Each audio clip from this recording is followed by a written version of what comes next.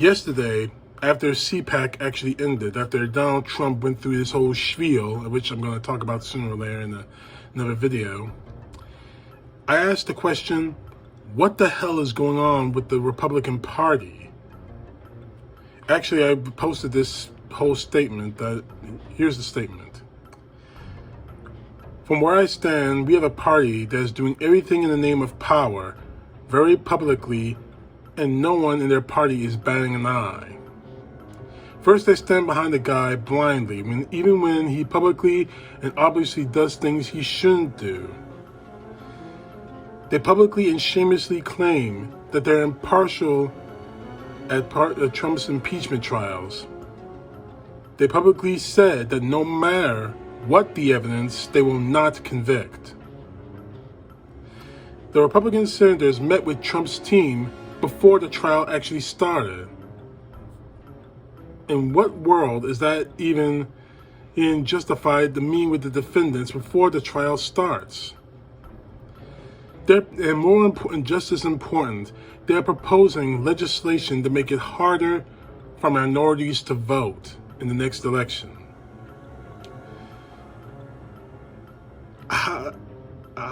What exactly is the point in all this? How is any of this okay? From what I see, we're witnessing the radicalization of the right. This is not being conservative. It goes way beyond that. And while some can say the left does the same, I don't see how it's close to what the right has done. Now that's an honest question that I didn't think I would ever get an answer to from anyone. But I got this article that was actually posted as a response. It's from Salon.com and it's titled by Chauncey De Vega, "Conservatives are the new good Germans, enabling and defending Trump's crimes." Whatever conservative once meant in American politics is now just a flimsy rhetorical shield for fascism. Now, I'm going to read this article to you, and hopefully you and I will both get the answers that all of us are wondering, especially after CPAC. What the hell happened to the Republican Party? Take a listen. Let me pose a riddle of sorts. Donald Trump is a force of political, human, moral, and economic destruction. He is the leader of an American neo-fascist and white supremacist movement. Today's Republican Party has fully become an extension of his political cult and crime family. Trump incited a lethal attack on the Capitol as a part of a larger plot to overthrow the American democracy. Although Trump was defeated by President Joe Biden at the polls, he actually received 10 million more votes than he did in 2016. This is an historic level of support, only surpassed by the 81 million votes Biden received in the same election. Biden may be president of the United States now, but Donald Trump is now positioning himself as a shadow president. Moreover, political opinion polls show that Trump himself is more popular than the Republican Party as a whole. White right-wing evangelicals worship Trump like he's a god. Senator Mitt Romney has warned us that Donald Trump will likely win the 2024 Republican nomination if he chooses to run a second time. And contrary to the media narrative that there is a civil war within the Republican Party, a new public opinion poll from Gallup shows that 40% of Republicans want the post-Trump Republican Party to be more conservative, while 34% want it to stay the same, and only 24% want the GOP to become more moderate. Trump world endures. It has shown itself, at least for now, to be immoldable. Hence the riddle. What then does conservative really mean for today's Republicans? The most benign and generous understanding of conservative in the traditional context of American politics is drawn, however loosely, from the 18th century Anglo-Irish professor and statesman Edmund Burke. It signifies an aversion to change, or perhaps even a belief that change, when necessary, should be gradual. Conservative, at least in that conventional context, denotes a respect for stability, tradition, and existing sociological norms and institutions. Donald Trump and his movement and its allies have almost no relationship to that tradition, and overwhelmingly reject such values. In the age of Trump, American democracy is under assault by neo-fascism, white supremacy, authoritarianism, gangster capitalism, and other anti-social values and beliefs. Trump and his Republican Party and their followers have no respect for the rule of law and have constantly sought to undermine it. Basic common understanding of truth and consistent reality has been discarded or ignored by Trump and his movement in favor of the big lie and the immutable small lies that sustain it. Contrary to widely held folk theories of democracy, which presume a shared commitment to consensus politics, Trump and his movement have now normalized the right-wing terrorism and political violence directed against liberals, progressives, non-whites, Jews, Muslims, and others deemed to be, quote-unquote, the enemy. Public opinion polls and other research shows that Republicans and Trump voters embrace such values and beliefs, and now believe that political violence, on the order of what we saw on January 6th, the Capitol attack, may be necessary as a way of protecting their power and privilege in American society. From top to bottom, the Republican Party has stoked the enablers of extremism. They have worked to convince their supporters that the Democrats are monsters. They have delegitimized the mainstream press and replaced it with fact-free alternatives. And they have also embraced extremist politics and commentators who have condoned violence in the name of putting down the Democratic quote-unquote threat. This is not just a question of how we got to Trump, though this is in fact how we got Trump. It is the party leadership that has knowingly and willfully created an elite segment of the electorate that is prone to violence and dangerous comprehensible thinking. The version of conservatism that Trump and his voters and his followers have embraced is conservative politics as destruction. Its goal is to return the United States into a mythic and largely imaginary past of complete white, male, and Christian dominance over every American life. Such a plan is made possible through radical extreme right-wing politics, in which conservatism is an appeal to traditional values are used to mask or camouflage an assault on multicultural democracy and moral composition, inclusive, democratic, humane American society. There are many examples of this rhetoric and strategy as its relationship to right-wing power. For several decades, the Republican Party has targeted Democrats as being radical and too liberal, as veering into socialism and being out of touch with everyday Americans.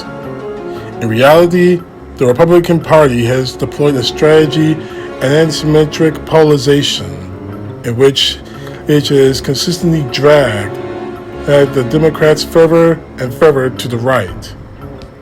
The mainstream media has largely been cowered into enabling Republicans to turn to extremism for fear of being slurred as too liberal or biased. Thus, the defensive coopposition towards those on both sidism and a bogus neutrality rather than an objective truth-telling and spirited resolute defense of the American democracy. The outcome of asymmetrical politics and other forms of right-wing polarization is a Republican Party that looks more and more like a European neo-fascist political party than a traditional center-right a party that supports democracy. The resulting middle ground thus artificially created exists between the two parties in a space to the right of most Americans' policy preferences. The recent weather disaster in Texas is another example as to how the Republican Party turns to right-wing extremism, and its anti-humane and anti-life policies have been normalized under the cover of freedom and conservative economic policies.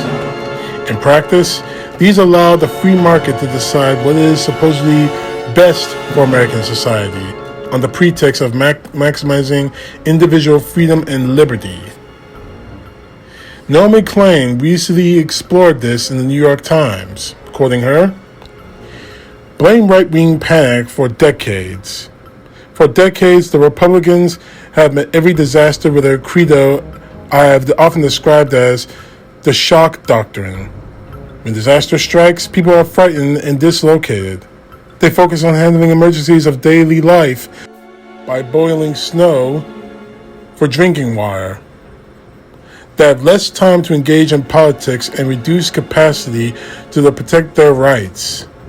They often regress, deferring to a strong and decisive leaders. Think of New York's ill-fated love affair with then Mayor Rudy Giuliani, the mayor of New York City after September 11, 2001, and Governor Andrew Cuomo in the early months of the COVID-19 pandemic. Large-scale shocks, natural disasters, economic collapse, terrorist attacks become ideal moments to smuggle in unpopular free market policies that tend to enrich elites at everyone else's expense. Crucially, the shock doctrine isn't about solving underlying drivers of crises. It's about exploiting those crises to ram through your wish list, even if it exacerbates the crisis. Ultimately, when today's Republicans and their voters and other followers say they want the party to become, quote-unquote, more conservative, what is really being communicated is a desire for friendly fascism. This in no way is a rejection of Trumpism. Indeed, most Republican elected officials, as well as traditional Republican voters, supported and continue to support almost all of Trump's policies. Rather than the desire to become more conservative, represents a yearning for a more polite, less crude leader to complete Trump's resurrection of a new American apartheid, where those people, and I think you know what those people are, know their proper place and stay in it. Today's Republicans love Donald Trump and his policies. Most of them, however, don't want the shame or the stink or the blood or the filth of his neo-fascist project on their hands. Like the quote-unquote good Germans of the Nazi era, Republicans want to believe that they are the good and decent people who can hide behind fictions of plausible deniability for the evils committed by their leader. Calling themselves conservative is an effort to shield themselves from responsibility and complacency. Will this subterfuge succeed? The American people and the world will soon find out. First, I want to thank Mr. Vega for this article. But the thing of it is, to answer her final question in this article, will the subterfuge succeed? The American public and soon the world will find out. I think we got the answer on January 6th. The subterfuge didn't succeed. The Republican Party, and not to mention the Trump Republican Party, showed itself what they are on January 6th and every single subsequent moment before and after, and especially at CPAC, where Donald Trump named off Republicans that pissed him off just because they voted for the impeachment, or saying that don't have any chance. They're not going to support Trump in the second election bid if he decides to run. So the answer is, they showed you that the subterfuge didn't work. This weekend we saw Ted Cruz, Josh Hawley, every one of the people who spoke up there, whether they be politicians or just girlfriends of Donald Trump's sons, actually say, this is who we are. This is what the Republican Party is now. We're not the party of Lincoln anymore. We're not the party of Ronald Reagan. We're the party of whoever the hell they think they are, of Donald Trump. As this article said, the Republican Party is approaching fascism. And if that sounds pretty cruel, then I don't apologize, because what we saw this Saturday, now beyond how the stage was designed like a Nazi symbol, beyond that, what we saw Saturday was Adolf Hitler speaking. We saw Sunday, when Donald Trump walked up, was again another playing to the crowd. He might as well have beat the drums again of another insurrection, which a lot of QAnons are saying that they're going to do this week. This March 4th, I believe it said. The fact is this: the Republican Party is dead. Their spirit is dead if it ever had one. This weekend, we saw exactly what the Republican Party is now. Not the party of America or a party of America first, but the party of Trump first, America last. And anyone who's in between, hopefully you get lucky. CTP, know the truth. God bless. Peace to the left, justice to the right.